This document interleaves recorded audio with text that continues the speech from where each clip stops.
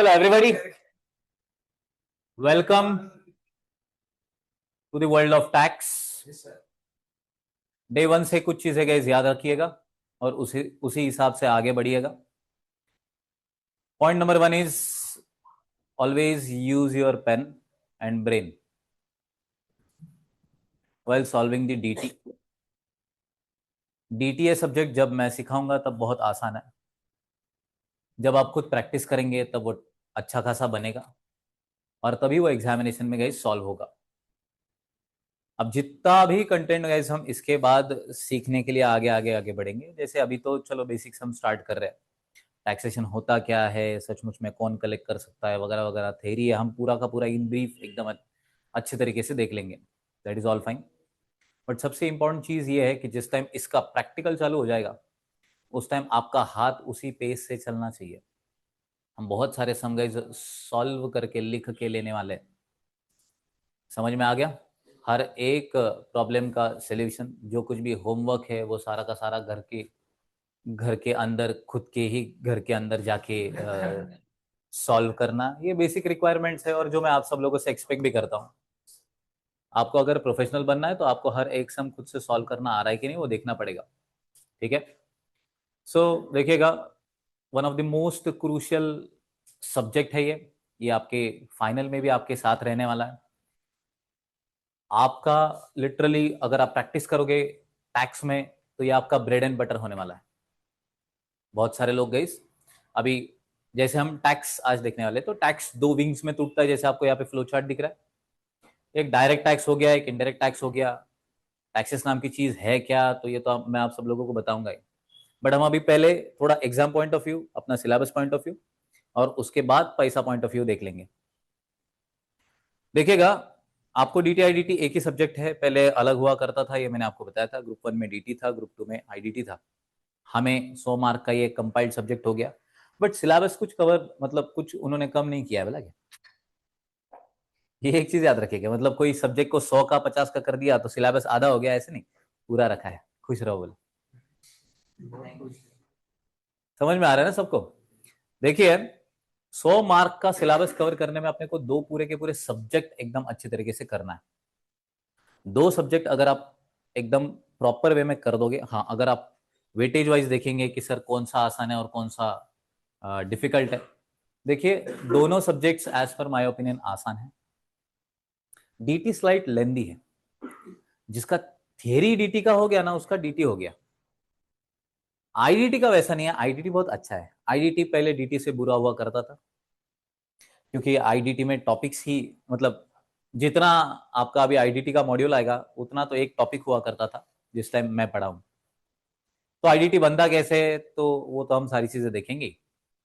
But देखिएगा, IDT और DT इसके कॉम्बिनेशन से अपने 100 मार्क बनेंगे। इसलिए किसी भी एक सब्जेक्ट के ऊपर रिलाय मत रहना कि सर डीटी किया, आईडीटी थोड़ा से करके गए तो पास हो जाएंगे। क्या तुझे कैसे मालूम डीटी आसान आएंगे? सर आईडीटी ही किया क्योंकि वो आसान लग रहा है थोड़ा, और डीटी का थोड़ा थोड़ा ही किया तो चलेगा क्या? तुझे क्या मालूम आईडीटी आसान आएगा? तुमने जो छोड़ा है वो आएगा।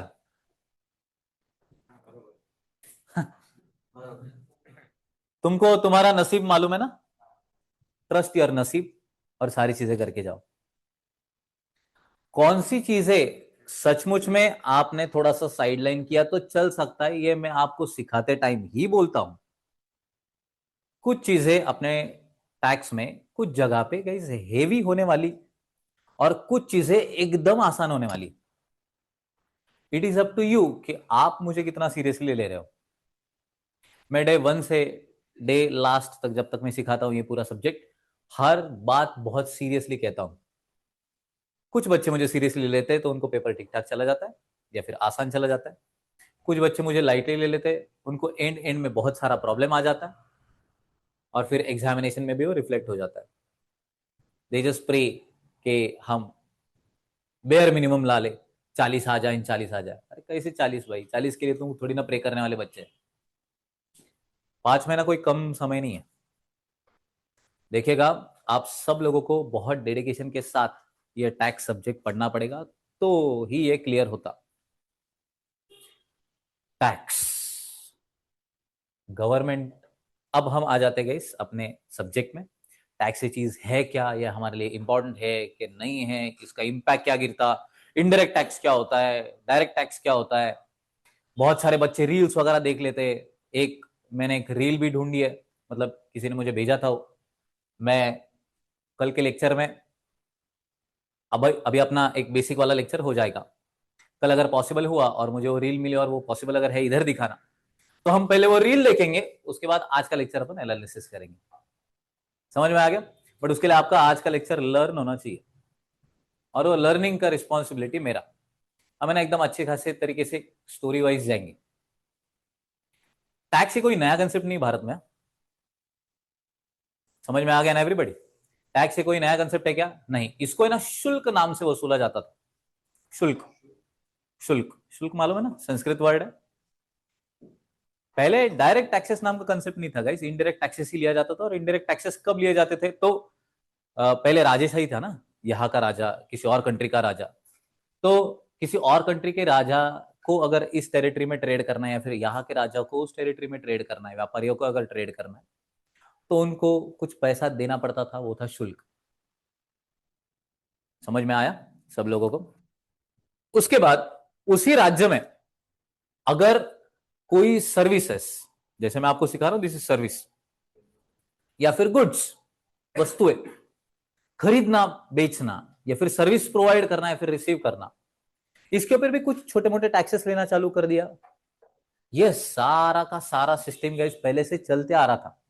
आपने वो देखा होगा, देखो कोई भी अगर हिस्टोरिकल मूवीज आजकल बहुत बन रहे हैं, तो कोई भी राजा है, वो उसके सिंहासन पे बैठा है, कोई अलग राज्य से कोई अगर सेनापति या फिर कोई वो लोग आए, तो ऐसा प्लेट में लेके सोना चांदी वगैरह उनको सर्व करते थे। That is tax. कि हमें आपने आपके राज्य में आने दिया, उसके लिए पर्टिकुलर टैक्स है। विदाउट टैक्स, विदाउट पैसा गाइस, किसी और के टेरिटरी में आपको कोई आने नहीं देता। आप कभी भी ऑब्जर्व कीजिएगा, उनको जब तक आपसे कोई फायदा नहीं, तब तक आप उनके टेरिटरी में जाए। आज भी वीजा लगता है उनके पास, उनको मतलब आपका होटल कहाँ पे रह रहे हो उनके डिटेल देने पड़ते हैं, आपका बैंक बैलेंस बताना पड़ता है, कुछ अलग कंट्रीज में जाना होता है। पहले भी यही सिस्टम था। देखिए, जब ट्रेड की बात आई और ये सारी चीजें, उसके बाद टाइम बाय टाइम एक सर्टन एक्सटेंड के बाद उन्होंने ये सोचा कि यार लोग है ना पैसा भी कमा रहे हैं, लोग कुछ एक सर्टन अमाउंट भी कमा रहे हैं, क्यों ना ये जो इनकम कमा रहे हैं उसके ऊपर भी हम थोड़ा सा टैक्स ले लें। तो पहले गुड्स थे, सर्विसेज थे, उसके ऊपर तो टैक्सेस ले ही रहे थे हम, किसी और जगह पे जाके ट्रेड कर पाए उसके लिए हम टैक्सेस ले ही रहे थे। बट अपार्ट फ्रॉम दैट अब हमने क्या चालू किया गाइस? हमने इनकम के ऊपर भी टैक्स लेना चालू कर दिया। गवर्नमेंट चलती है गाइस दो टैक्सेस से। मुझे बताओ, ये जो रोड बनेगा, ये रोड किसके पैसे से बनेगा? गवर्नमेंट के पास पैसा कहां से आएगा? हम ही देते हैं वो। बहुत बार आपने ये गवर्नमेंट सर्वेंट को बोलते हुए देखा होगा कि मैं क्या तुम्हारा नौकर हूं क्या? हाँ है, he is literally public servant, servant is नौकर। पब्लिक को सर्व करना ही आपका ड्यूटी है। उनको रियलाइज नहीं होता, क्योंकि क्या है ना, अकाउंटेबिलिटी नहीं है, हमसे डायरेक्टली पैसा नहीं जा रहा, हम गवर्नमेंट को देते हैं और गवर्नमेंट उन्हें पैसा देता है। आज यूएस ने हमारे ऊपर बहुत बड़ा टैरिफ लगाया, तभी भी इंडिया के ऊपर कुछ इंपैक्ट गिर रहा नहीं। उसके पीछे का रीजन है, हमने जो टैक्स भरा उससे गवर्नमेंट ने ऐसे कुछ पॉलिसीज बनाए, ऐसी जगह पे इन्वेस्टमेंट किया कि गवर्नमेंट और अल्टीमेटली हमारे ऊपर उसका इंपैक्ट नहीं गिर रहा। वेनेजुएला के ऊपर अटैक किया यूएसए ने, सब लोगों को मालूम है ना, उसके रिपरकेशंस अपने कंट्री के ऊपर क्या क्या हो सकते हैं वो भी मैं आपको बताऊंगा एक्सेस की भाषा में। हर एक चीज गई अपने से इंटरलिंक्ड है, अपने को खाली समझता नहीं। अपने को लगता है यार दो कंट्री में हाणामारी चालू हो गई, ऐसा नहीं होता है। टैक्सेस दो प्रकार के, डायरेक्ट टैक्सेस, इनडायरेक्ट टैक्सेस। वैसा गवर्नमेंट का है ना तीसरा भी सोर्स ऑफ रेवेन्यू है, बोला क्या? वो है स्टैंप ड्यूटी और अलग अलग जगह पे इन्वेस्टमेंट्स। स्टैंप ड्यूटी, किसी भी इमूवेबल प्रॉपर्टी को बेचना, मतलब आपने ये सुना होगा ना कि कोई भी प्रॉपर्टी खरीद रहे या फिर बेच रहे, जमीन खरीद रहे या फिर बेच रहे, तो उस टाइम गवर्नमेंट स्टैंप ड्यूटी लगा रहा है। वो स्टैंप ड्यूटी, वो भी गवर्नमेंट का रेवेन्यू का बहुत बड़ा सोर्स है, और गवर्नमेंट ने अलग अलग जगह पे अगर कहीं पे इन्वेस्टमेंट किए होंगे तो वो भी उनका रेवेन्यू का सोर्स है। बढ़िया। डीटी, आईडीटी, अब जो पुराने बच्चे वो आंसर ना दे, अगर उन्हें मालूम है तो। कंडीशन कंडीशन आप नए बच्चे लेट्स सी गेस कीजिएगा, आपको क्या लगता है इनडायरेक्ट टैक्सेस मतलब अभी आपको मालूम है कि जीएसटी आपने नाम सुना होगा, या फिर कस्टम्स, यही है अपना सिलेबस, और इनकम टैक्स। ठीक है, डायरेक्ट टैक्सेस में इनकम टैक्स। आपको क्या लगता है कि डायरेक्ट टैक्स गवर्नमेंट ज्यादा वसूल करती होगी कि इनडायरेक्ट टैक्स? गवर्नमेंट के ट्रेजरी में सबसे ज्यादा पैसा इनडायरेक्ट टैक्स से आता होगा कि डायरेक्ट टैक्स से? Indirect tax. कितने लोग हैं जो बोलते हैं indirect tax? Raise your hand properly. Sir indirect tax से ज्यादा रेवेन्यू आता होगा। ओके, कितने लोग बोल रहे हैं कि डायरेक्ट टैक्स से ज्यादा रेवेन्यू आता होगा? Raise your hand. देखिएगा, गवर्नमेंट को अप्रोक्सीमेटली 70% रेवेन्यू इनडायरेक्ट टैक्स से आता है। कितना? 70%। अराउंड 31% ही डीटी का रेवेन्यू है डायरेक्ट टैक्स का। अब ये direct tax is income tax. Income जब भी कभी आप कमाओगे तो उसके ऊपर लगने वाला ये टैक्स है। अब इनकम कैसे कैसे हम कमा सकते हैं? आप सब लोग आगे जाके पैसा कमाना चाहते हो? अगर कोई ना बोल रहा तो वो झूठा एक नंबर। अरे ये करियर है, हम इसलिए कर रहे हैं बोलना। उसका वो स्टार्टिंग पैकेज देख लिया था। 12 लाख 15 लाख वाला डन है, यही है तो पैसा 36। देखिएगा, अगर आपको इतने पैकेजेस चाहिए, बाय डिफॉल्ट आप इनकम के लिए यहाँ पे आए हो, तो पहला सोर्स ऑफ रेवेन्यू आपका बन जाएगा guys, that is your job. आप किसी जगह पे जॉब करोगे, वहां से आपको पैसा आएगा। समझ में आ रहा है ना? दूसरा, कोई घर है वो रेंट से अगर आपने किधर चढ़ाया, तो गाइस वो रेंट से चढ़ाया, वो जो रेंट आएगा वो आपका इनकम हो सकता है हाउस प्रॉपर्टी से। तीसरा, अगर आप कोई प्रैक्टिस मतलब सीए में बन गए और आपने प्रैक्टिस चालू कर दिया तो सर्विस सेक्टर। अगर आप कोई इंडस्ट्री में ज्वाइन हो गए तो आप गुड्स वगैरह बेचोगे तो होगा इस मैन्युफैक्चरिंग सेक्टर। समझ में आ रहा है ना सबको? तो बिजनेस या फिर प्रोफेशन, ये तीसरा सेक्टर जिससे आप पैसा कमाओगे। चौथा, आपके पास अगर कोई एसेट है तो एसेट बेच के, जैसे मैंने 2 लाख का जमीन लिया 5 लाख में बेचा, 3 लाख का गेन, ये है मेरा कैपिटल गेन। ये चौथा। और पांचवा, मेरे को लॉटरी लगी, मैं क्या वो अभी 3 पत्ती जंगली रम्मी तो बेचारा बंद हो गया, ड्रीम इलेवन भी आई थिंक बंद हो गया ना, उसके लिए बिल आया था गवर्नमेंट ने। अच्छा क्या एक नंबर काम हो। बड़े ऐसा ऑनलाइन गेमिंग, कौन बनेगा करोड़पति, और वो क्या डीआईडी, और क्या आता भाई, ब्रोडीज, ऐसी जगह पे जाके मैं पैसे कमा के आ रहा हूं, तो रिमेंबर दैट ये मेरा अदर सोर्स बन जाता। ठीक है एवरीबॉडी, ये अदर सोर्सेस से अगर मैं पैसा कमा रहा हूं तो रिमेंबर दैट उस पर्टिकुलर केस में ये मेरा पांचवा बन जाता। बाकी चार में जो कवर नहीं होता ना, वो पांचवें में कवर हो जाता। ये पांच चीजें हैं जिससे मैं इनकम टैक्स, मतलब मैं इनकम कमाऊंगा और जो इनकम आएगा उसके ऊपर मुझे टैक्स भरना पड़ेगा। बेसिक सा फंडा एकदम क्लियर रखना। क्या बोल रहा हूं मैं? पांच चीजें। पहला किससे कमाया मैंने? मेरे को जॉब लगा, सैलरी आ गई। दूसरा, मेरे पास बहुत पैसा है तो मैंने घरों में इन्वेस्टमेंट किया, घर में इन्वेस्टमेंट किया और वो रेंट से चढ़ा दिए। बहुत सारे लोगों ने किया है रे ऐसा, मस्त बैठ के कमा रहे हो, उनका कोई टेंशन नहीं है। डोंट बी जलस कि क्या यार उसका लाइफ नहीं, क्या मस्त बैठे बैठे कमा रहा। अरे उसने या फिर उसके फोर फादर्स ने कुछ पुण्य किए होंगे, कुछ पैसा कमाया होगा, तब जाके इन्वेस्ट किया और तब वो आराम की जिंदगी काट रहे हैं। तुम्हारा लाइफ अगर वैसा नहीं है तो स्ट्रगल करो, उस मुकाम पे पहुंचो, ताकि आपका नेक्स्ट जनरेशन आपको दुआ दे सके। बट उनको भी आलसी मत बनाओ, let it be. HP. Third, PGBP बता था अभी, taxi. Okay, next PGBP. Everybody, PGBP मतलब क्या? Profit and gain from business और प्रोफेशन। बराबर है, बिजनेस करो या फिर प्रोफेशन। नेक्स्ट, कैपिटल एसेट बेच के मैंने पैसे कमाया, चौथा। एंड पांचवा, अदर सोर्सेस। ये बाकी चार चीजें, दो नंबर नहीं चलता भाई आपको। मैं जो टैक्स सिखाने आया होगा वो एक ही नंबर है, याद रखना।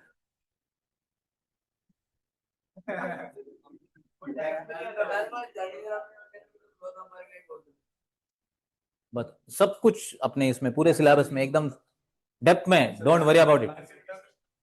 नहीं नहीं, वो थोड़े दिन में इधर ही आएगा। देखिए, मैंने आपको इनकम कमाने के गए अलग अलग 5 जरिए बताए। वैसे ही इनडायरेक्ट टैक्स लगने के लिए अपने को 2 चीजें करना पड़ता है, एक तो सर्विस प्रोवाइड करो, नहीं तो गुड्स खरीदो या फिर बेचो। तो गुड्स और सर्विसेज के ऊपर जो टैक्स लग रहा है वो है इनडायरेक्ट टैक्स।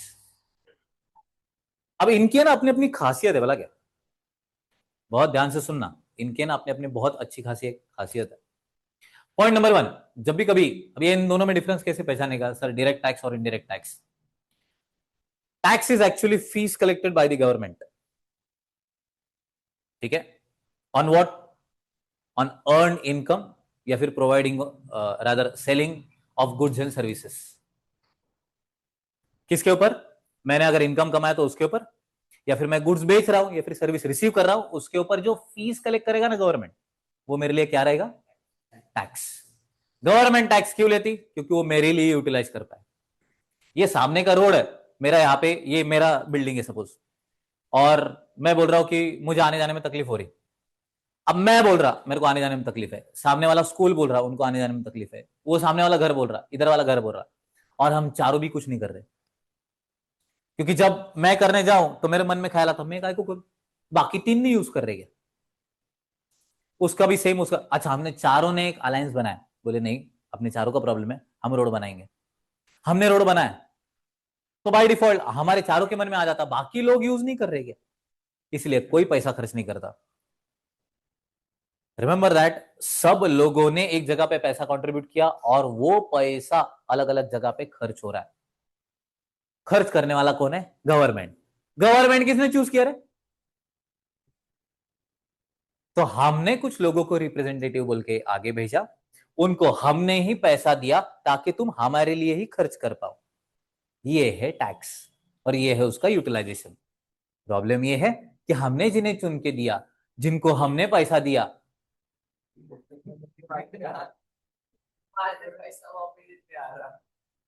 उधर ही थोड़ा सा, एनीवे anyway, अभी नगर सेवक की है ना, ठीक है। तो हम जो है अपने गली के रास्तों पे होने वाले गड्ढों के लिए प्रधानमंत्री को अगर गाली दे देते, तो एक्चुअली आपको जिसे गाली देना है वो आपके दरवाजे आने वाला है। समझ में आ गया? ही इज नगर सेवक, क्योंकि उसका रिस्पॉन्सिबिलिटी रहता है, उसका काम। तो आप उसे अपने सारे प्रॉब्लम्स बताइएगा। जब भी कभी गाइस गुड्स या फिर सर्विसेज में प्रोवाइड करूं या फिर रिसीव करूं, उसके ऊपर लगने वाले डायरेक्ट टैक्स की खासियत यह है कि डायरेक्ट टैक्स लगता है आपके इनकम के ऊपर। जब भी कभी तुम इनकम कमाएंगे, मतलब क्या, सपोज ये अपना सोमराज भाई है, भाई आओ इधर थोड़ा सा स्क्रीन में, भावी नगर से, ओके, ये है मेरा असेसी। टॉपिक टॉपिक देखिएगा, he is my assessee, he is earning income of 1 CR।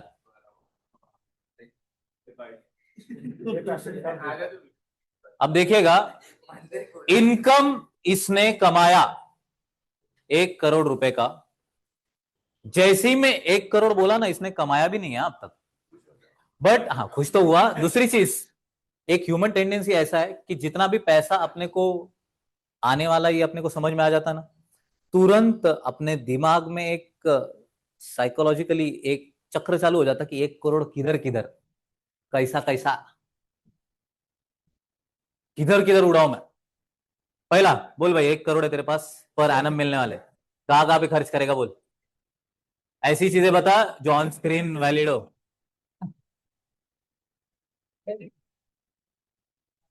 Okay, तो ordinary car, luxury car? Luxury car, okay, कितना कितने की भाई? 30 लाख। 30 लाख की उसने कार ले लिया, और ये अभी कोई बात नहीं, हाँ, खुद का घर कितने में भाई? 50 लाख। 50 लाख में अच्छी जगह पे 1 BHK आ रहा, या फिर 2 BHK। ओके, ए सुन लो, आप हिसाब लगाओ।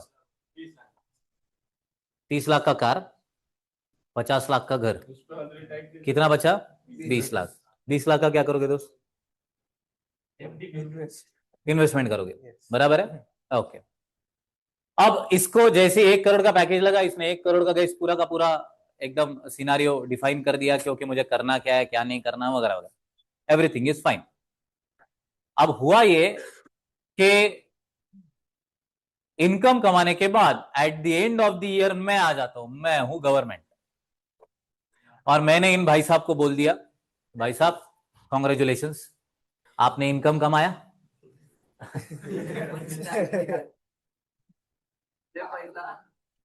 अरे बोलेगा ठीक है फाइन, सभी को बांटी दिया है तो तू भी ले ले।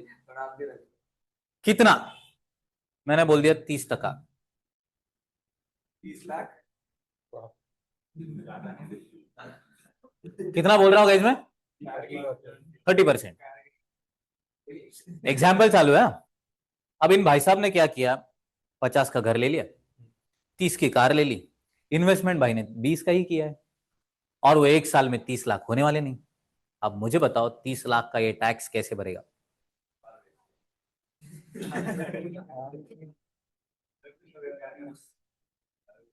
पैसा किसने कमाया गाइस? टैक्स कौन भरेगा? जब इंसिडेंस, इंसिडेंस मतलब क्या है? इनकम कमाना। इंसिडेंस इस घटना, घटना क्या हुई यहाँ पे? पैसे कमाना। पैसे कमाने वाला बंदा यही है, और टैक्स भरने वाला भी यही है, इम्पैक्ट। बोलो मेरे पीछे, पहला कौन सा है? Incidence, and second impact. ये दोनों भी चीजें अगर एक ही पर्सन के ऊपर गिर रही, एक ही पर्सन रिस्पॉन्सिबल है, तो वहां पे आने वाला है डीटी। कौन आएगा? डीटी क्या होता है? कमाया इसने, भर भी यही रहा है। मुझे बताओ, क्या इसको ये टैक्स भरते टाइम इधर चुभेगा क्या?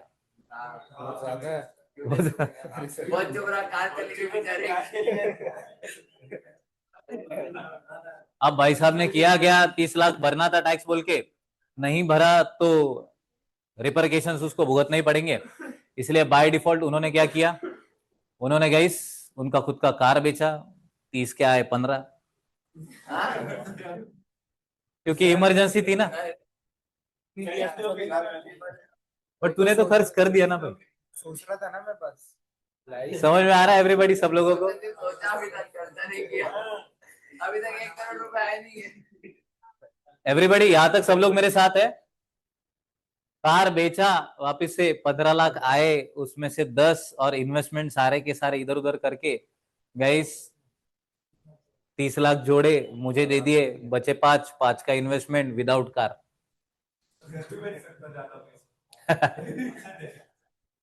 समझ में आ रहा है आप सब लोगों को एवरीबॉडी? जब हम ये केस कर रहे हैं तो ये बहुत आसान है, भला क्या? जब हम ये फेस करेंगे तो बहुत डिफिकल्टी जाने वाली। आपके पैकेजेस गाइस, मेरे बहुत सारे दोस्त हैं जिनके पैकेजेस बहुत अच्छे खासे हैं, और वो हमेशा टैक्स भरते टाइम रोते हैं। ये रोना ये क्यों निकलता, उसके पीछे का रीजन है, direct tax will always pinch you, ये हमेशा चुभता है। तो अगर टैक्स देते समय आपको कोई दुख हो रहा है ना, तो ये याद रखना, वहां पे डीटी है। कौन सा टैक्स है? Direct tax. पहली बात सबको समझाना। दूसरा चीज, बहुत ध्यान से आप लोगों ने मुझे बताना है, रादर यहाँ पे कॉन्सेंट्रेशन रखना। मुझे बता भाई, मैंने तेरे से 30 लाख रुपए लिए, और मैंने आपको अभी सिखा भी दिया, प्लीज बात ना कीजिए, कि मैं एज अ गवर्नमेंट तुमसे टैक्स लेके मैं तुम्ही को बेनिफिट दूंगा। मैंने तेरे से 30 लाख दिए लिए, और तेरे को क्या दिया? कौन सी, कब, किधर? रोड्स। वो तो मैं सभी के लिए बना रहा हूँ। बट मैं कंप्लेंट कर रहा ना। कौन सी? कोई कंप्लेंट नहीं भाई तेरी। तू अगर, मैं अगर तेरे को बोल रहा हूँ तूने कंप्लेंट किया था इसलिए 30 लाख ले रहा हूँ, तो तू कंप्लेंट करना बंद कर दे। अग्री करते हो? आप देखिएगा, मैं जो कुछ भी गाइस इन रिवर्ट बैक कर रहा हूं, वो जनरल पब्लिक के लिए एट अ लार्ज होता है, इस बंदे के लिए स्पेसिफिक नहीं होता। इसलिए इसको कुछ मिल रहा है, ये उसको भावना ही नहीं मिलती। समझ में आ गया सब लोगों को? इसको गाइस उस 30 लाख भरने के बाद उसको कुछ पर्सनल बेनिफिट मिल रहा है, ये उसको गाइस फील ही नहीं होता। इसको कब फील होता है उसने टैक्स भरा और उससे अच्छा हुआ, जब ऑपरेशन सिंदूर होता। बोले अरे आपने डिफेंस एकदम बढ़िया यार, उनको पैसा कहां से गया, मेरे से ही गया। जब पुलिस अच्छा काम करेगी, नहीं आ रही है पुलिस अंकल बहुत अच्छा काम कर रहे हैं, बट इनकी सैलरी मैं ही दे रहा हूँ। गवर्नमेंट में कोई एक आधा स्कूल टीचर है, वो बहुत मर मर के काम कर रहा है, जो ग्रांटेड स्कूल है, उसकी सैलरी मेरे पैसे से जा रही है यार, मेरा फ्यूचर मेरे पैसे से बन रहा है। तब इसको रियलाइज होता है, बट ये लॉन्ग टर्म है, हर एक का इतना विजन नहीं होता है। इसको डायरेक्ट बेनिफिट गाइस नहीं मिल रहा है, इसलिए वो यहाँ पे चूकता है। समझ में आ रहा है ना एवरीबडी, इनकम टैक्स कैसे ह्यूमन बींग के ऊपर इंपैक्ट करेगा? Everybody clear with that? Everyone okay? कभी भी ये याद रखिएगा, महंगाई इनकम टैक्स से नहीं बढ़ती। समझ में आ गया ना? महंगाई ये कभी भी इनकम टैक्स से नहीं बढ़ती, इन्फ्लेशन बोलते हैं उसे। इनकम टैक्स से कभी भी महंगाई नहीं बढ़ेगी। इनडायरेक्ट एकदम लॉन्ग रूट से उसका इंपैक्ट ह्यूमन बींग के ऊपर पड़ने वाला है, ठीक है। बट महंगाई के लिए जो जिम्मेदार है वो हमेशा आईडीटी है। हम आईडीटी के लिए आने वाले हैं, उसके लिए दो अलग बंदे सामने आ जाएंगे, ठीक है। यहां तक सब लोग क्लियर है? देखिएगा, इसलिए इनकम टैक्स में अगर कभी भी बढ़ोतरी की गई तो महंगाई नहीं बढ़ेगी, इंडिविजुअल के ऊपर उसका इंपैक्ट गिरेगा। बहुत ध्यान से सुनिएगा, एक और पॉइंट मैं आपको सिखाने जा रहा हूं, बट वो आप खुद ही आंसर देंगे। मैंने 30% टैक्स लगाया था, ये भाई साहब 1 करोड़ रुपया कमा रहे थे, तो कितना टैक्स भरा इसने? 30 लाख। अगर इसने 2 करोड़ कमाया तो 60 लाख। एवरीबडी, अगर इसने 5 करोड़ कमाया तो कितना टैक्स भरेगा कैसे? और बाप रे, क्या 1.5 करोड़। वो कैसे रहता कि 5 × 3 5 × 3 = 15, अच्छा 1 0 का ध्यान दो, कैसे 1.5 करोड़ रुपया। जितना मैं इनकम बढ़ाते जा रहा हूं उतना टैक्स का अमाउंट भी बढ़ते जा रहा है। इसे बोलते हैं गाइस प्रोग्रेसिव नेचर। जितना इनकम बढ़ेगा उतना ही टैक्स लाइबिलिटी भी बढ़ने वाली। सबको समझ में आ रहा है कि एवरीवन? ओके। इनकम टैक्स की एक खासियत है, जितना आप ज्यादा कमाओगे उतना आपको ज्यादा टैक्स देना पड़ेगा। मुझे टैक्स कम देना इसलिए इनकम कम कमाओ, ऐसे करने का नहीं। 12 लाख से कम कमाओ। समझ में आ गया एवरीबॉडी? हाँ, टैक्स बचाना कैसा है वो भी लीगल मैनर में, 1 नंबर में।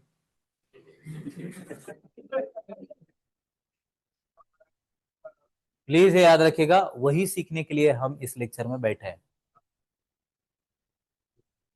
सो पॉइंट नंबर 1, मुझे बताओ, इनकम टैक्स मतलब डायरेक्ट टैक्स से महंगाई बढ़ेगी क्या? क्या डायरेक्ट टैक्स चुभता है क्या? ये किसके ऊपर चार्ज होगा मालूम है क्या? किसी भी पर्सन के इनकम के ऊपर चार्ज होगा। समझ में आ गया एवरीबॉडी? क्या ये प्रोग्रेसिव नेचर का है क्या? क्लियर है? और यहां पे इंसिडेंस इंपैक्ट एक ही पर्सन के ऊपर है क्या? एग्री करते हो सब लोग? हमारा भी यही है, भरेगा भी। ये हो गया डायरेक्ट टैक्स, इसका एग्जाम्पल है इनकम टैक्स। सबको ये केस समझ में आ गया एवरीबॉडी? अब है ना, हम इनडायरेक्ट टैक्स में चले जाते हैं। ओके, थैंक यू भाई। अब आप दोनों आ जाइए प्लीज।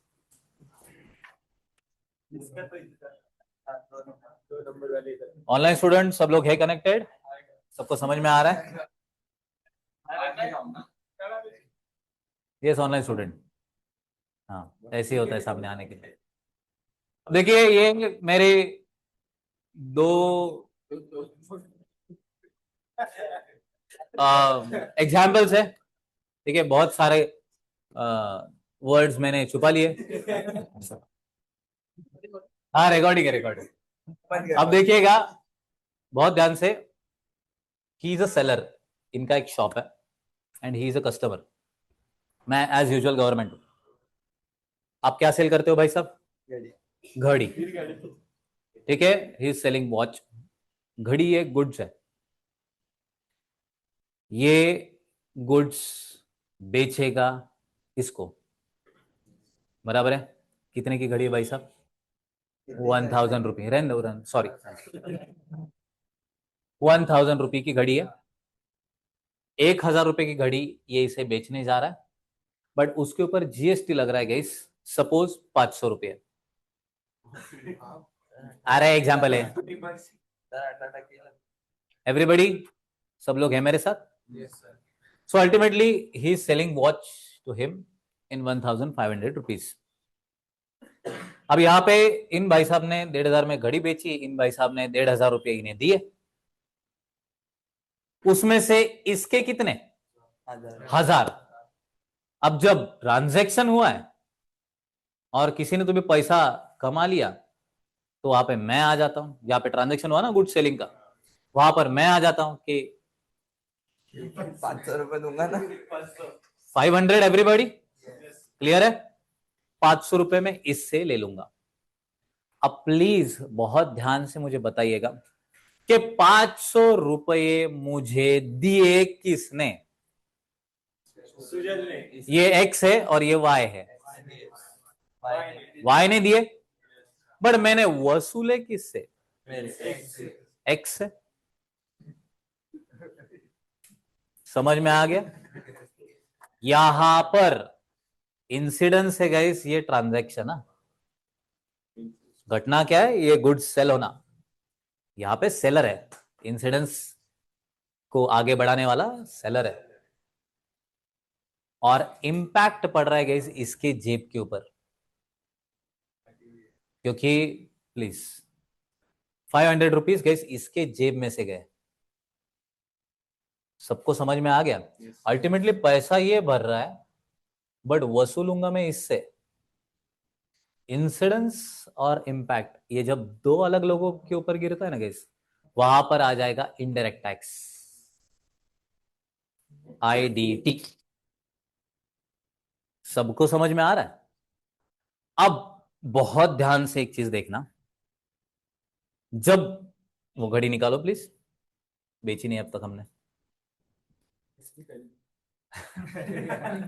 ये लीजिएगा, देखिए ये घड़ी जब ये भाई साहब देखने को आते हैं ना, तो ये कभी भी ऐसा प्राइस नहीं बताता 1000 मेरे 500 गवर्नमेंट के। 1500 की है। 1500 की है। होता ये है कि इसके दिमाग में ये चल जाता कि अच्छा ये घड़ी की ही प्राइस 1500 है, इसलिए ये बंदा ये घड़ी 1500 में लेता है, और इसको ये लगता है कि ये घड़ी की वैल्यू 1500 है। समझा? इसने इसको 1500 दिया, उसमें से 1000 इसने इसका निकाल लिया। 500 का जो टैक्स था, वो 500 रुपए का टैक्स गाइस मैंने इससे वसूला। इसको कुछ दुख है क्या? नहीं, वाई ही इज निर्लज? क्योंकि 500 रुपए, क्योंकि 500 इससे लिया, मेरे को दिया। ही इज जस्ट मीडिएटर, इससे पैसा लेके मुझे देने वाला। जहां पर इंसिडेंस इंपैक्ट दो अलग लोगों पे, वहां पे आईडीटी। इसको कोई दुख नहीं होता, क्योंकि उसको लग रहा कि वो घड़ी 1500 की है, और टैक्स भरने के बाद उसको तुरंत कुछ ना कुछ तो भी गुड्स के स्वरूप में या फिर सर्विस के स्वरूप में मिला। उसकी वजह से गैस उसको दुख दर्द नहीं होता। जहां पर गैस आपके दिल को टैक्स नहीं चुभता, वो है आईडीटी। ये मेनली गुड्स और सर्विसेज प्रोवाइड करना या फिर सेल करने के बाद लगता है। इसके ऊपर जैसे डायरेक्ट टैक्स इनकम के ऊपर लगता था, वैसे ये किसके ऊपर लगेगा गाइस? गुड्स और सर्विसेज के ऊपर लगने वाला है। Is it clear everybody? अब देखो, हाँ बहुत ध्यान से, ये इनडायरेक्ट टैक्स कभी भी किसी में भी डिस्क्रिमिनेशन नहीं करता। ये अमीर है सपोज, ये थोड़ा गरीब है, हम सब लोग इन दोनों से बहुत ज्यादा गरीब है, एक आधा अंबानी है, ठीक है? मुझे बताओ कि हम सब लोग अगर मैगी परचेस करने गए छोटा पैकेट, तो वो अंबानी को कितने में मिलेगा गाइस? 15 रुपए। तेरे को कितने में मिलेगा? आपको? आपको भाई सबको 15। 15 में सपोज 3 रुपए टैक्स है, तो अंबानी ने कितना टैक्स दिया? 3 रुपए। तुमने कितना दिया? अगर कोई रोड पे गरीब आदमी है, उसने भी अगर मैगी परचेस किया, तो उसको भी कितना देना पड़ेगा? ये किसी में भी गैस डिफ्रेंसिएशन नहीं करता, चाहे आप कितने भी अमीर हो कितने भी गरीब हो, आप सब लोगों से सेम टैक्स लिया जाएगा। जब ऐसा होगा ना, इसे बोलते हैं गैस रिग्रेसिव नेचर। समझ में आ गया? ये किसी में भी डिफ्रेंसिएशन रखता ही नहीं है, चाहे आपका इनकम कितना भी हो या फिर कितना भी हो। आप सब लोगों से अगर मैं सेम टैक्स ले रहा हूं तो वहां पर क्या होने वाला, रिग्रेसिव नेचर, वहां पे आएगा इनडायरेक्ट टैक्स। इनडायरेक्ट टैक्स चुकता है क्या, क्यों नहीं चुकता, गुड्स वगैरह कुछ ना कुछ तो भी रिटर्न में। और दूसरी चीज, तुम डायरेक्टली गवर्नमेंट को भरते नहीं। इंसिडेंस इंपैक्ट जब दो अलग अलग लोगों के ऊपर आ जाएगा ना, वहां पे तुम डायरेक्टली इन्वॉल्व नहीं हो ना। इसीलिए गाइस क्या हो रहा है, इसको वो बात चुभती नहीं। नेशन बिल्डिंग में गाइस ये इनडायरेक्ट टैक्स का सबसे बड़ा हाथ है। 70% रेवेन्यू, और हर क्वार्टर में गाइस गवर्नमेंट का रेवेन्यू इससे बढ़ते ही जा रहा। इसीलिए लेटेस्ट में रिफॉर्म आया था इनडायरेक्ट टैक्स में, जीएसटी जब आया उसके बाद गाइस इनडायरेक्ट टैक्स बहुत आसान हुआ है। यही ट्रेड अगर इंटरनेशनल होगा तो वहां पे कस्टम्स ड्यूटी आ जाएगी, ये याद रखना। जो अपना थर्ड पार्ट होने वाला है वो इनडायरेक्ट टैक्सेस का, मैंने कल के लेक्चर में आपको बताया था ना, नीचे कस्टम्स का भी था, देखो वो वाला पार्ट। सबको समझ में आ रहा है एवरीबॉडी? ओके। इसका अगर एग्जांपल देखा जाए तो GST and customs, all okay. तो पहला difference, yes please, thank you. पहला डिफरेंस देखिएगा इस इनकम टैक्स मतलब डायरेक्ट टैक्स और इनडायरेक्ट टैक्स में। मुझे बताइए, इनकम के ऊपर लगने वाला टैक्स कौन सा, डायरेक्ट टैक्स। और गुड्स और सर्विस बेचने के बाद उसके ऊपर लगने वाला टैक्स कौन सा, कौन सा टैक्स गाइस प्रोग्रेसिव नेचर का है। प्लीज आंसर करो, आपको आता है, मन के मन में बड़बड़ मत करो, आंसर करना सीख लो गाइस, उससे ही कॉन्फिडेंस बिल्ड होता है। बोलिए मुझे, प्रोग्रेसिव नेचर का कौन सा टैक्स है। पहले तो मुझे प्रोग्रेसिव नेचर मतलब क्या, वही नहीं समझ में आ रहा। प्रोग्रेसिव क्या होता है सर, जितना इनकम ज्यादा उतना टैक्स ज्यादा। Excellent guys. रिग्रेसिव नेचर मतलब क्या होता है, सबके लिए सेम, चाहे इरेस्पेक्टिव ऑफ योर इनकम, तुम्हारा इनकम कम हो ज्यादा हो, तुम सबको सेम ही टैक्स लगेगा, वहां पे रिग्रेसिव नेचर। इन्फ्लेशन बढ़ाना, हाँ वो पॉइंट रह गया। इन्फ्लेशन मैंने बोला था ना कि डायरेक्ट टैक्स से नहीं बढ़ता, इनडायरेक्ट टैक्स से।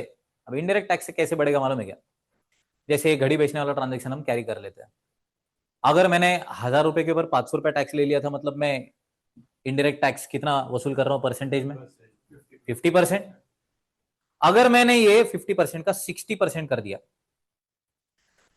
तो प्रॉब्लम क्या है मालूम है क्या, चाहे गरीब से गरीब हो या फिर अमीर से अमीर हो, जिसको वो घड़ी परचेस करना है ना, हर एक को टैक्स के स्वरूप में 600 रुपया देना पड़ेगा। मतलब वो घड़ी की प्राइस गई 1600 हो जाएगी हर एक के लिए।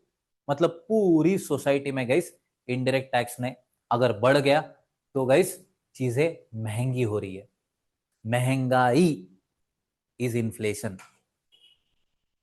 आप जो ये अभी देख रहे हो ना पिछले, I am telling you literally, पूरी दुनिया में गए, अगर आप कभी फॉरेन वगैरह रिसेंटली गए या फिर कोई आपका है, पूरी दुनिया में अगर आप मल्टीपल गुड्स के प्राइसेस देखेंगे ना, बहुत हाइप्ड है। उसके पीछे का रीजन क्या है मालूम है क्या आपको, क्या रीजन लगता है आपको?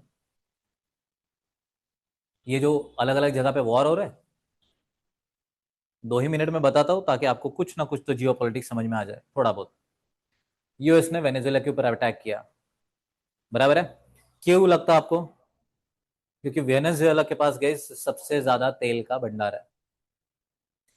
इंपॉर्टेंट चीज ये है कि वेनेजुएला के ऊपर अटैक नहीं है, वो चाइना के ऊपर अटैक है, क्योंकि उनसे सबसे बड़ा ऑयल इंपोर्टर इज चाइना। अब अगर वो टेरिटरी यूएसए ने कंट्रोल कर ली तो बाय डिफॉल्ट उसके बाद की डीलिंग चाइना को यूएस से करना पड़ेगा, जो चाइना नहीं चाहता। टैरिफ वॉर हमने देख लिया यूएसए और चाइना के बीच में का, तो वो टैरिफ वॉर में हम भी आ गए, बराबर है ना, क्योंकि हमने रशिया से ऑयल परचेस किया।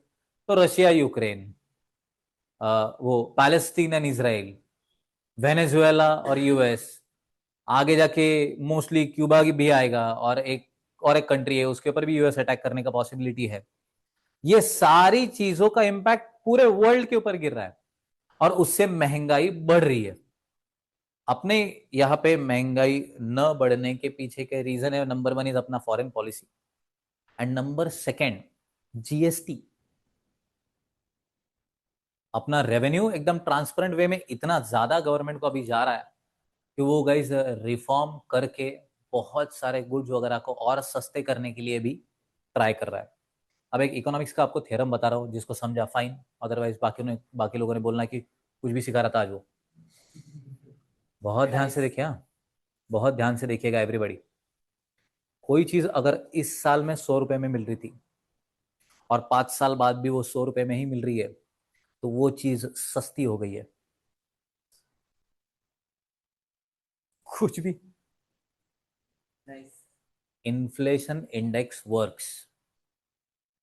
महंगाई ये हर साल, सपोज अभी 4% है, 5% है, 5% अपन पकड़ लेते हैं, तो जो चीज लास्ट ईयर 100 में मिल रही थी इस साल 105 में मिलेगी।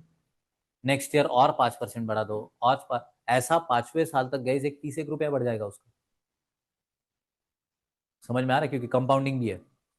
अप्रोक्सीमेटली 30 रुपया बढ़ जाएगा। सो जो चीज 5 साल पहले 100 रुपये में मिल रही थी 130, अगर वो 130 में ना मिलते हुए 100 रुपये में ही मिल रही है, तो वो चीज सस्ती है।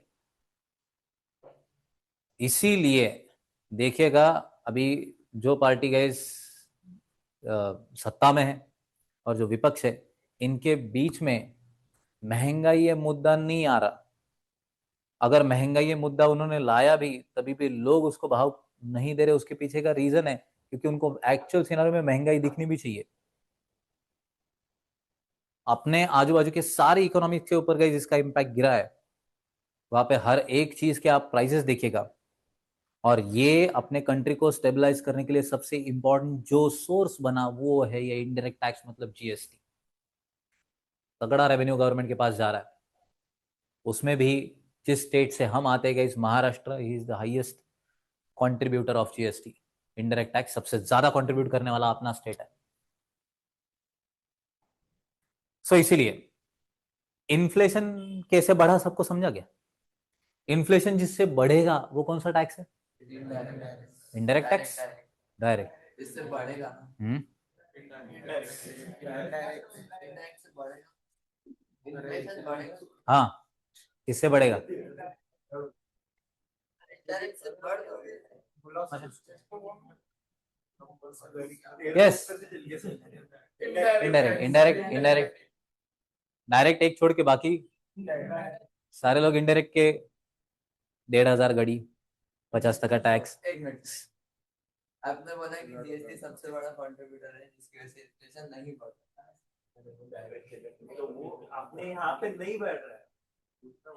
हाँ, अपने यहाँ पे नहीं बढ़ रहा, तो लेकिन उसकी वजह से नहीं बढ़ रहा।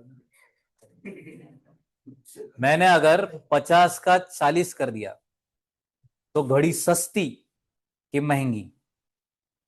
अगर मैंने 40 का 10 कर दिया तो घड़ी और सस्ती कि महंगी? वही कर रहा गवर्नमेंट। इससे इन्फ्लेशन नहीं बढ़ रहा। समझा तू कैसे इन्फ्लेशन नहीं बढ़ रहा? सच में समझा कि ऐसे ही नाइस नाइस कर रहा तू? नहीं समझा तुझे अभी भी? क्या अभी भी? 100 रुपए का तेरा घड़ी, 1,000 रुपए का तेरा घड़ी। इनडायरेक्ट टैक्स गवर्नमेंट ने लगाया 50%। कितने में बिकेगा भाई वो घड़ी फिर? 1,500। अब गवर्नमेंट ये इनडायरेक्ट टैक्स बढ़ा रही, अच्छा बाकियों को कितने में मिलेगा वो घड़ी? 1,500 में मिलेगा। गवर्नमेंट ने 60% कर दिया टैक्स, अब कितने में मिलेगा? 1,600। तो वो घड़ी महंगी हुई कि सस्ती? तो महंगाई बढ़ सकती है क्या अगर जीएसटी बढ़ा तो? बराबर है। अब मैंने जो बताया वो बता दो। बट गवर्नमेंट क्या बोल रहा है कि नहीं यार, महंगाई का इम्पैक्ट अपनी जनता के ऊपर नहीं होना चाहिए। अपने को पैसे जो लग रहे वो हम देखेंगे कहाँ से एडजस्ट करना है, कितना आ रहा है रेवेन्यू, उसमें काम हो रहा है कि नहीं। हम एक काम करते, 1,500 की घड़ी को 1,400 में बेचेंगे, तो उन्होंने टैक्स रेट कम कर दिया 40%। अब महंगाई बढ़ी कि घटी? तो अगर जीएसटी मतलब इनडायरेक्ट टैक्स बढ़ा तो महंगाई बढ़ेगी कि घटेगी? वही सिखा रहा हूँ। अब आया तो और एक बार नाइस बोला। एवरीबॉडी, सबको क्लियर है ना? इनकम टैक्स महंगाई कैसे नहीं बढ़ा था guys? मेरा doubt. Let's see, sharp brain इधर कौन है? इनकम टैक्स महंगाई कैसे नहीं बढ़ा था? हैंड रेस करके आंसर देना आपको अगर आ रहा है तो।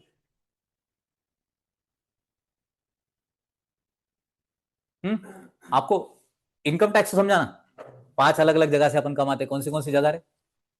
जॉब लगा तो सैलरी, घर भाड़े से दिया तो घर भाड़ा, नेक्स्ट बिजनेस प्रॉफिट चलाया तो उससे प्रॉफिट, नेक्स्ट एसेट बेचा तो उसका गेन, और अदर सोर्सेस। 5 जगह है जहां से तुमने पैसा कमाया। ये पैसा कमाने के बाद अगर उसके ऊपर का मैं टैक्स रेट बढ़ा दूं तो उससे महंगाई नहीं बढ़ रही, ये मेरा स्टेटमेंट है। कैसे? 2 लोग 3 लोग बोल रहे हैं, बाकी लोग सोचो ना थोड़ा सा। 4 लोग है, ट्राई कर रहे हैं। यस भाई बताओ प्लीज। ठीक है, आपका बोलना क्या है?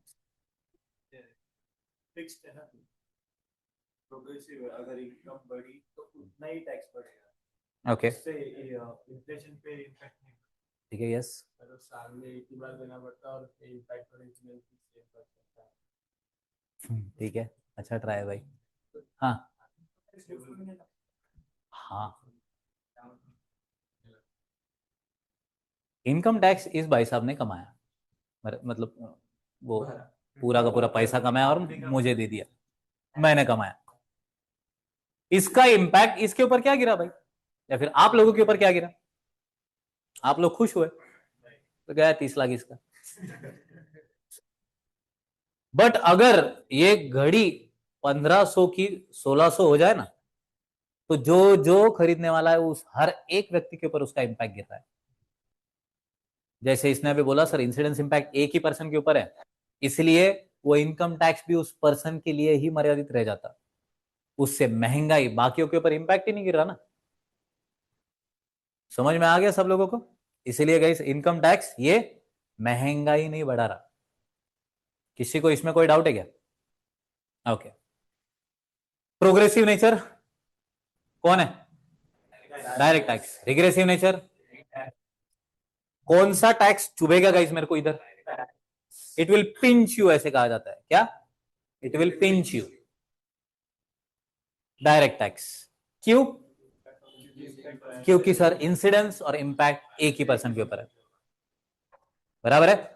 इंसिडेंस और इंपैक्ट दो अलग अलग लोगों के ऊपर है गाइस। ऐसा कौन सा टैक्स है? इनडायरेक्ट टैक्स का एक एग्जाम्पल बोलो। जीएसटी और कस्टम्स। डायरेक्ट टैक्स का क्या एग्जाम्पल बोलो। Is it clear everybody? Yes पहला डिफरेंस, बहुत ध्यान से सुना।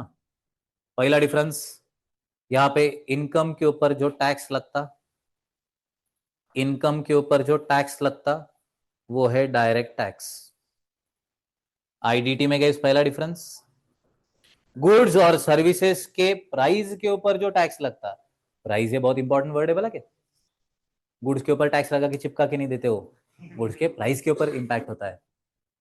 समझ में आ गया? जैसे इसके ऊपर टैक्स नहीं लगा, इसके इनकम के ऊपर लगा। सबको समझ में आ रहा है ना एवरीबॉडी? किसी को कोई डाउट है इसमें? एक्सेलेंट। गुड्स और सर्विसेज के प्राइस के ऊपर अगर टैक्स लगता है तो वो क्या है? Indirect tax. यहां पे डायरेक्ट टैक्स का बॉक्स चालू है बोला क्या? अगर मैंने डायरेक्ट टैक्स देखा तो गाइस ये रिग्रेसिव इन नेचर है, बराबर है ना? प्रोग्रेसिव नहीं। प्रोग्रेसिव नेचर मतलब क्या? सर जितना इनकम ज्यादा उतना टैक्स, ये रिग्रेसिव नेचर है। इससे इन्फ्लेशन के ऊपर कोई इंपैक्ट नहीं गिरता। डायरेक्ट टैक्स का इन्फ्लेशन के ऊपर कोई इंपैक्ट नहीं गिरता। इनडायरेक्ट टैक्स का इन्फ्लेशन के ऊपर गाइस इंपैक्ट गिरेगा। इनकम टैक्स हाईएस्ट कंट्रीब्यूट कर रहा है क्या? नहीं, उससे ज्यादा गाइस जीएसटी कंट्रीब्यूट कर रहा है गवर्नमेंट को। अप्रोक्सीमेटली 70% रेवेन्यू गवर्नमेंट का आ रहा है इनडायरेक्ट टैक्स से। ठीक है, डायरेक्ट टैक्स से गाइस अराउंड 30% ही आ रहा है। Incidence impact guys direct tax में एक ही पर्सन के ऊपर गिरेगा। समझ में आ गया? But incidence impact indirect tax में दो अलग अलग लोगों के ऊपर गिरेगा।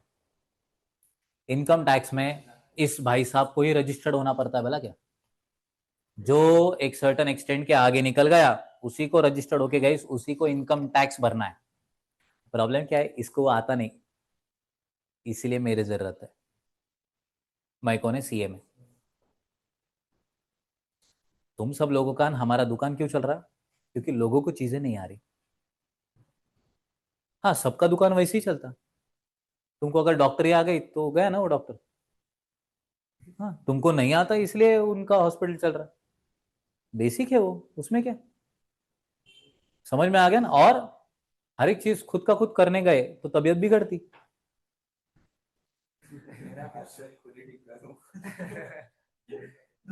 एड्रेस गलत हो रहा है।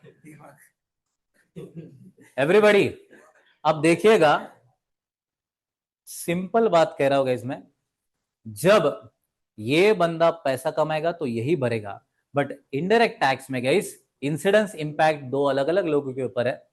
रिमेंबर, वहां पर जो सेलर था उसको रजिस्टर्ड होना है। अगर मेरे को टैक्स नहीं आया तो मैं इन दोनों में से किसकी गचंडी पकड़ूंगा? सेलर की। समझा क्यों? क्योंकि रजिस्टर्ड मेरे पास कभी भी कस्टमर है ही नहीं, मेरे पास सेलर है। सबको समझ में आ रहा है ना एवरीबॉडी? ये दोनों भी टैक्सेस का डिफरेंस समझ में आ गया? ओके। बहुत सारे मल्टीपल टैक्सेस गाइस सबसम्ड, मतलब क्या, कंपाइल करके ये जीएसटी बनाया गया। इनकम टैक्स में लेटेस्ट में रिफॉर्म आया है, बट वो 1 साल बाद आने वाला। ठीक है, अपने को अब तक उसका इंपैक्ट नहीं है। नेक्स्ट जून अटेम्प्ट में गाइस डीटीसी आने वाला है, डायरेक्ट टैक्स कोड। वो जब आएगा तब और भी मजा है, उससे पहले ही अटेम्प्ट क्लियर कर लेना, हम्बल रिक्वेस्ट है। नेक्स्ट जून है बेटा, तब तक फाइनल में चल जाएंगे तुम, ऐसा मैं प्रे करता हूं। क्लियर है मतलब, read behind the lines. Okay. कोई अगर बच्चे रहेंगे जो अब ये जून स्किप करके दिसंबर के लिए प्रिपेयर, तो उनको बोलना भाई वही अटेम्प्ट है तेरे लिए, जल्दी से जल्दी निकालो। क्योंकि उसके बाद डीटीसी आ गया, डीटीसी में क्या पेपर पैटर्न रखेगा, क्या क्या वो पूछेगा, वो खुद इंस्टीट्यूट भी डिफाइन नहीं कर रहा। तो साल भर वो प्रिपरेशन के लिए लगाएंगे, नया ही पेपर आएगा, हम भी जो कुछ भी सिखाएंगे डीटीसी में जो कुछ भी है उसी से रिगार्डिंग सिखाएंगे। बट वंस अगेन, अभी ये जो है इसमें का ऑलमोस्ट जितने भी टॉपिक है, जो कुछ भी ये आप हम सब लोगों को अभी मालूम हो गया। क्वेश्चन देखने के बाद 2 सेकंड में मैं बताता, अरे ये इस टॉपिक का क्वेश्चन है, इसमें ये करना था। डीटीसी में हमको एक बार हमको भी प्रिपेयर होना पड़ेगा, क्योंकि वेटेज किसका ज्यादा हो सकता है, किस चीज को इंस्टीट्यूट ज्यादा इंपॉर्टेंस दे सकता है, कुछ हिस्ट्री ही नहीं रहेगा। इसीलिए बेटर है फर्स्ट अटेम्प्ट क्लियर हो जाना अभी का जो भी। समझ में आ गया सब लोगों को, एवरीबॉडी? सो हमने 5 से 6 डिफरेंस बिटवीन देखे। यहाँ पे अगर एग्जाम्पल देखा जाए तो जीएसटी एंड कस्टम्स हो गया, सॉरी इनडायरेक्ट टैक्स में जीएसटी एंड कस्टम्स हो गया, और डायरेक्ट टैक्स में इनकम टैक्स हो गया।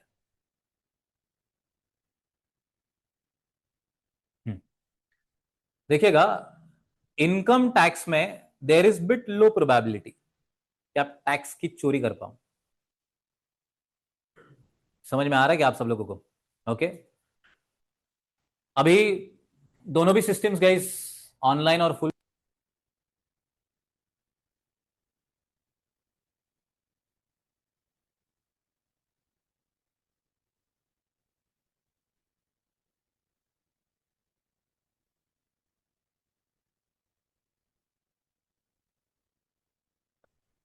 सर वॉइस नहीं आ रहा।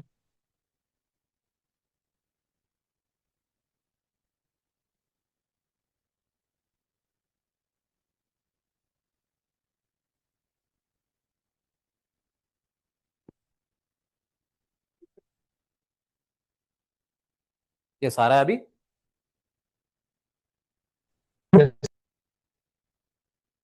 क्लियर है ना वॉइस?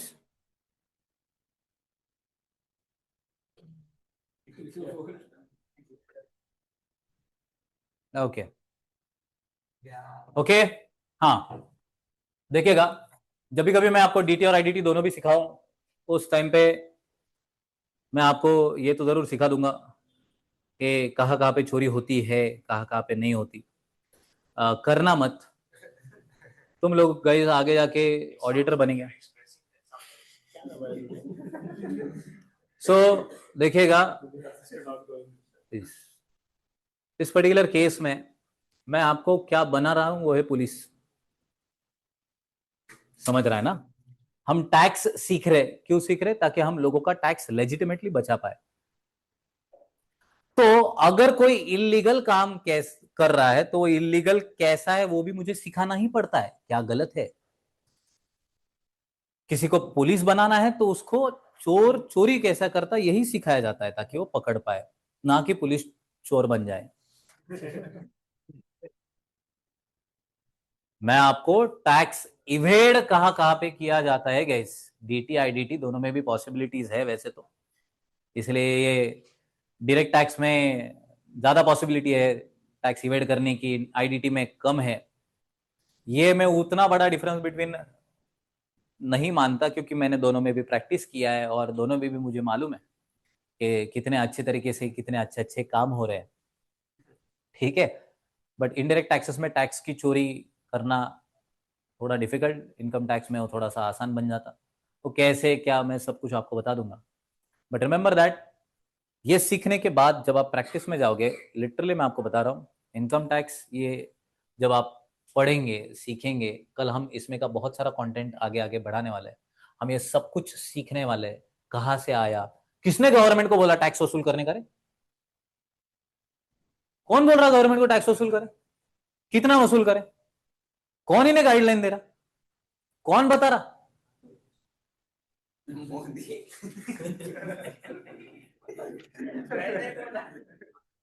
जब हम सब लोगों को गैस ये समझ में आता है कि इसके पीछे कितना बड़ा और कैसा मैकेनिज्म रन हो रहा है, तब अपने को समझ में आता कि ओके फाइन, एक नेशन चलाना ये कोई जोक नहीं है, एक पॉलिसी डिफाइन करना ये कोई जोक नहीं है, उसका इम्पैक्ट कितना और कैसा गिर सकता है। 2017 में जीएसटी आया और 2020 हो गया, तब वो ठीक ठाक चलने लगा। 17 में आया वो, 18 19 20 3 साल लगे उसको मैच्योर होने में। अभी अभी उसका क्या क्या बेनिफिट्स है वो अपने को समझ में आ रहा है, ट्रांसपेरेंसी मेंटेन हो गया वगैरह वगैरह सारी चीजें। अब तो वो जो इनकम टैक्स में रिफॉर्म ला रहा है उससे तो और भी बढ़िया बढ़िया चीजें होने वाली। ये मेनली सारी चीजें क्यों की जा रही है, क्योंकि ये चोरी रोकने के लिए, जो कोई भी टैक्स की चोरी हो रही थी वो सारा रोकने के लिए ये सारी चीजें चल रही है। कैसे क्या ये सब कुछ मैं आपको सिखाऊंगा, बट रिमेंबर दैट उससे आपने अपने क्लाइंट्स का ही भला करना है, लीगल वे में। खुद का भी करो, लीगल वे में, समझा? नहीं तो अपने ही सिटी की कुछ सीए और सीएमएस है जिनके ऊपर केस हो गई है, बहुत बड़े बड़े फ्रॉड कर दिए हैं, पुलिस ने लाइसेंस कैंसिल कर दिया है वगैरह, ठीक है, क्योंकि गलत तरीके से रिफंड ला लिया अपने क्लाइंट्स का, रिफंड लाने के बाद उसमें से एक सर्टन पैसा खुद के जेब में रख लिया, रिमेनिंग अपने क्लाइंट को दे दिया। ऐसे कुछ कुटाने उन्होंने किए हैं। टैक्स जो भरना था जीरो बता दिया गवर्नमेंट को, और गवर्नमेंट अपने जैसे प्रोफेशनल के ऊपर भरोसा रख रही। तुमको मालूम है कि सीए सीएमए और सीएस क्या करते? तुम क्या करते फिर?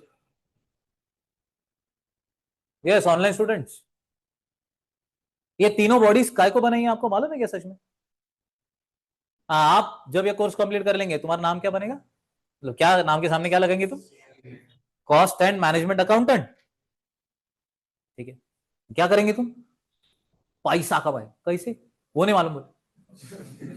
कंपनी हाथ में लेके ऐसे 12 लाख रेडी रहती, अरे बना के दूसरी इसलिए तो मैं खड़ा था इधर यार।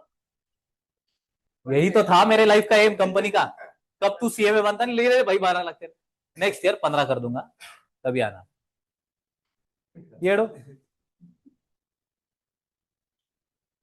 सीए चार्टेड अकाउंटेंट्स जो प्रैक्टिस में है, ठीक है, वो बंदा गाइस पूरे फाइनेंशियल्स जितने भी डॉक्यूमेंट्स बने सारा का सारा करेक्ट है क्या, सारे डॉक्यूमेंट्स ट्रू एंड फेयर है क्या, एवरीथिंग इज फाइन है क्या, कंपनी में कोई फ्रॉड वगैरह तो नहीं है, सब कुछ चेक करने का मतलब पूरा काम होने के बाद कंपनी ठीक ठाक तो चली ना साल भर, जो कुछ भी उन्होंने रिप्रेजेंट किया वो सही है कि नहीं, ये चेक करने का काम सीए कर रहा। कंपनी सेक्रेटरी कंपनी बनाना, उसको लॉ वाइज चलाना और उसको लॉ वाइज खत्म करने का काम करता। बहुत सारे लॉज है ना, जैसे अपने को लेबर लॉज वगैरह सीखना है, सीएस वालों को बहुत डेप्थ में है, क्योंकि उनका लॉ में ही पूरा का पूरा जिंदगी है। सो बाय डिफॉल्ट कंपनी सेक्रेटरी को गाइस लॉ वाइज पूरी की पूरी कंपनी इनकॉर्पोरेट करना, उसको चलाना, लीगल कंप्लायंसेस कंप्लीट करना, डिसॉल्व भी करना है तो सीएस। वैसे वहां पे बाकी दो प्रोफेशनल बॉडीज के भी लोग काम कर सकते हैं अभी, बट मेनली ये काम सीएस करता है, कंपनी चलाना सीएस, काम होने के बाद देखने का काम सीए। हम क्या करें? भाई कंपनी जिस चीज से चलता ना, जिस चीज से चलता वो है गुड्स। गुड्स बेच के जो प्रॉफिट, प्रॉफिट डिपेंडेंट है गाइस कभी भी कॉस्ट के ऊपर। कभी भी कॉस्ट यही डिफाइन करेगा आपका प्रॉफिट। क्योंकि प्राइस, इकोनॉमिक्स सीखे क्या? प्राइस मार्केट में अप्रोक्सीमेटली एक डन है, डन। उसके ऊपर गए तभी भी इंपैक्ट गिर रहा, नीचे आए तभी भी इंपैक्ट गिर रहा अपने इंडस्ट्री के ऊपर। तो प्राइस अगर स्टैग्नेंट है और यहाँ पे मेरी कॉस्ट है, ये जितनी कॉस्ट बढ़ेगी उतना मेरा प्रॉफिट मार्जिन कम होते जा रहा। कंपनी को प्रॉफिटेबल बनाने का काम मैं करता। जहां पर भी कंपनी में कोई गड़बड़ हो गई वहां पे चीजों को मैनेज करने का काम मैं करता। इसलिए तुम्हारे नाम में दो चीजें ऐड हो गई, एक कॉस्ट, दूसरा मैनेजमेंट। आपने अगर प्रॉपरली देखा तो सीए कंप्लायंस का काम कर रहा, सीएस कंप्लायंस का काम कर रहा, सीए में वैल्यू एडिशन का काम कर रहा। ये दोनों लॉ को फॉलो करके गाइस फीस रिसीव कर रहे हैं। बट अगर हमारे पास इस चीज से रिगार्डिंग कोई प्रोजेक्ट आया, कॉस्ट ऑडिट आप बाजू में रहने दो, कॉस्ट ऑडिट अगर किया तो उससे कॉस्टिंग बराबर है कि नहीं वगैरह वो भी हम ही चेक करने वाले। बट बहुत सारे सीएमएस के पास अभी जो आ रहे प्रोजेक्ट्स वो यही है कि सर ये हमारा प्रोडक्ट, इसका प्राइस है ना 100 रुपया है, प्लीज ये 95 आ सकता है क्या? देखो ना, क्वालिटी तो कम नहीं करना है, प्रोसेस वही, मशीनरी भी वैसे ही, क्या क्या चीजें कर सकते हैं जिससे 5 रुपया कम हो। ये cost reduction and sales optimization से रिगार्डिंग जो बंदा काम करता वो हमें, जितना ज्यादा सेल बढ़ा, जितनी कम कॉस्ट हुई उतना ज्यादा प्रॉफिट फेच, मतलब जितना ज्यादा प्रॉफिट उतनी बढ़िया अपनी फीस। ये है हम। तो हम हर एक इंडस्ट्री में गाइस वैल्यू एडिशन का काम करते हैं। किसी ने भी अगर आपको पूछा ना क्या करते थे तुम सीए में बोल के, तो we are value addition for industry, ऐसे बात करने का, बोलने का, उनको समझाने का ही। हम खाली कंप्लायंस कंप्लायंस के ऊपर ध्यान नहीं देते अपने फील्ड के लोग। इसलिए कभी भी तुमने ये भी रेशो देखा ना, 100 बच्चे पास हो गए, 2 आते प्रैक्टिस में, 98 जॉब को लगते। 100 बच्चे पास हुए तो 2 प्रैक्टिस में आते, 98 जाते जॉब को। क्योंकि इंडस्ट्री में अपना सबसे ज्यादा इंपॉर्टेंस है। इंडस्ट्री को सीएमएस चाहिए। कॉस्टिंग डिपार्टमेंट, मैनेजमेंट डिपार्टमेंट में अपने को डाल देते, फाइनेंस डिपार्टमेंट में डाल देते, ले भाई पूरे इंडस्ट्री का फाइनेंस संभाल, कॉस्टिंग डिपार्टमेंट संभाल, कंट्रोल में रख, तब जाके इंडस्ट्री प्रॉफिटेबल बनती है। ये कोई मजाक नहीं है अपनी डिग्री। इसलिए वैल्यू एडिशन करने वाला अपना फील्ड है। गवर्नमेंट को इन 3 बॉडीज को बनाना पड़ा ताकि ये होशियार लोग इन पूरे इंडस्ट्रीज के ऊपर मल्टीपल एस्पेक्ट पे नजर रख पाए। लॉ वाइज चल रहे कि नहीं, सीएस देख रहा, कंपनी को वायबल बनाने का काम सीए में कर रहा, और पूरा का पूरा कच्चा चिट्ठा होने के बाद सब कुछ सही है कि नहीं सीए देख रहा। इन तीनों के अगर साइन दिख गए ना गवर्नमेंट को, गवर्नमेंट ब्लाइंडली बिलीव कर लेता प्रोफेशनल की साइन है ना, जान दे भैया आगे। हमारे इंस्टीट्यूट भी तो एक्ट ऑफ पार्लियामेंट थ्रू ही तो बने, इसीलिए बोल रहा हूं ये डिग्री अगर हासिल कर लिया गाइस तो बहुत बड़ा फ्यूचर है। मैं इस फील्ड में जिया हूं, मैं खुद सीए में हूं। आप जिससे पढ़ रहे हो वो कोई और प्रोफेशनल नहीं है, किसी और फील्ड का नहीं है। मैं खुद सीए में हूं, जॉब भी किया है, प्रैक्टिस भी किया है, दोनों का भी अच्छा खासा एक्सपीरियंस है। बहुत सारे बच्चों को प्लेस कर दिया है, उनके एक्सपीरियंसेस भी है। इसलिए जो कुछ बता रहा हूं लिटरली वो आप ही का फ्यूचर रह सकता है। खाली एक कंडीशन है कि एग्जाम क्रैक करने होते हैं, और ये वही क्रैक करेगा जिसको लगता है गवर्नमेंट, मतलब अपने इंस्टीट्यूट को, कि नहीं यार इसका, इसने अगर किसी डॉक्यूमेंट के ऊपर साइन कर दिया तो वो ऑडिटेड स्टेटमेंट बन जाएगा, इसके लायक या बन गया है, इसका कैपेबिलिटी उतना है, वो बच्चा बन जाएगा। सबको समझ में आ गया? अब कल से देखिएगा, we are starting with are,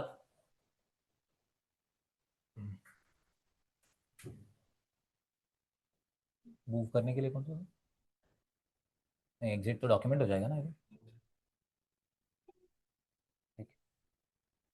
okay, कल से अभी देखिएगा ये बेसिक कंसेप्ट वगैरह ये सारी चीजें हम देखेंगे और तुरंत लर्न भी कर लेंगे।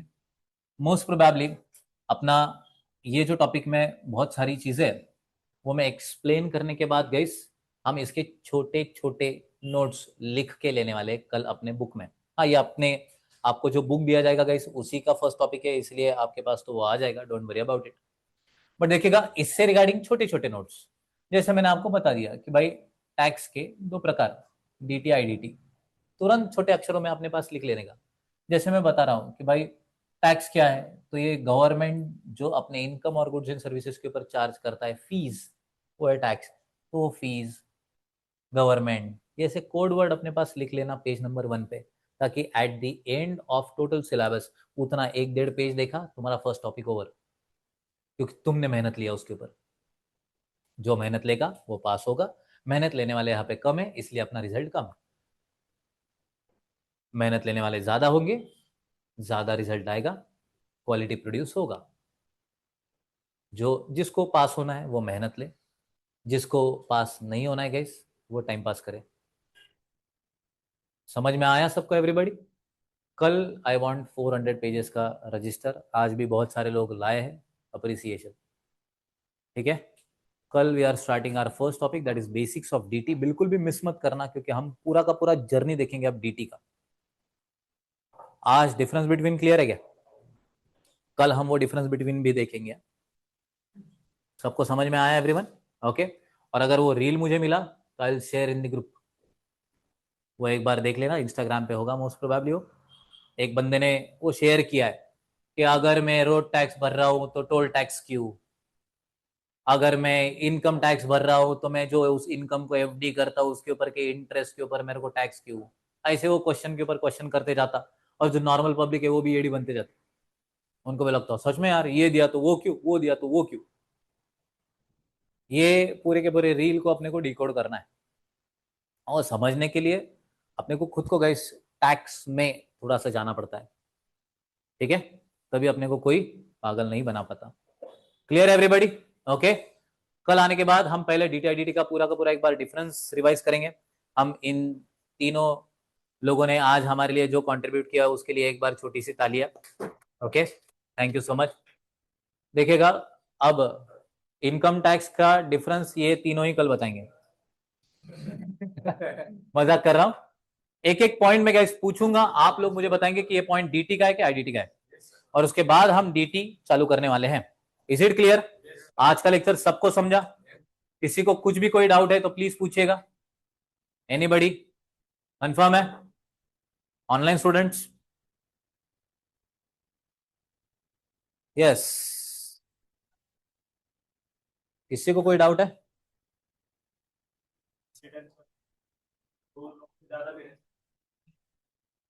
बता दो।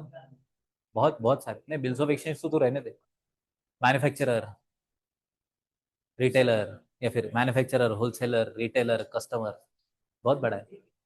अभी तो जो स्टार्ट हुआ है। यस, आदित्य, सेजल, श्रिया, सिद्धांत, स्नेहा, सूरज, उद्धव,